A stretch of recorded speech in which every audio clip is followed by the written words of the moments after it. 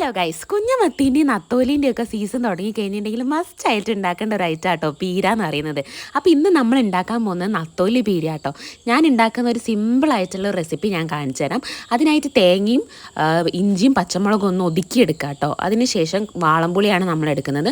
കുറച്ച് വെള്ളം ഒഴിച്ചിട്ട് നമുക്കതൊന്ന് പിഴിഞ്ഞെടുക്കാം. ഇനി ഇതേപോലെ ഒരു പാനിലേക്ക് നമുക്ക് നത്തോലിയും നമ്മൾ ഒതുക്കി വെച്ച തേങ്ങയും പിന്നെ പുളിവെള്ളവും കളറിന് കുറച്ച് മഞ്ഞൾപ്പൊടിയും ആവശ്യത്തിന് ഉപ്പും കൂടി ഇട്ടിട്ട് നല്ലോണം മിക്സ് ചെയ്തെടുക്കാം കേട്ടോ. ഇനി നമുക്ക് മീനൊന്ന് വേവിച്ചെടുക്കാം. മീൻ വേവിക്കാനുള്ള കുറച്ച് വെള്ളം ഒഴിച്ച് ഇതേപോലെ ഒരു പാനിൽ വെച്ചിട്ട് നമുക്ക് നല്ലോണം ഒന്ന് മീൻ വേവിച്ചെടുക്കാം കേട്ടോ. അധികം വേവൊന്നുമില്ല. എന്നതിന് ശേഷം വെള്ളം ഒന്ന് വറ്റിച്ചെടുക്കാം. ഇതിൽ നിന്നിട്ട് പച്ച വെളിച്ചെണ്ണയും കുറച്ച് കറിവേപ്പിലയും കൂടി ഇട്ടുകഴിഞ്ഞിട്ടുണ്ടെങ്കിലുണ്ടല്ലോ ഒരു രക്ഷയില്ലാത്ത നത്തോലി പീര കേട്ടോ.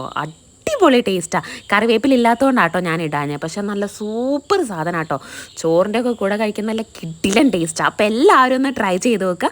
വീഡിയോ ഇഷ്ടപ്പെടുകയാണെങ്കിൽ ലൈക്ക് ചെയ്യാനും സബ്സ്ക്രൈബ് ചെയ്യാനും മറക്കരുത് കേട്ടോ. Next video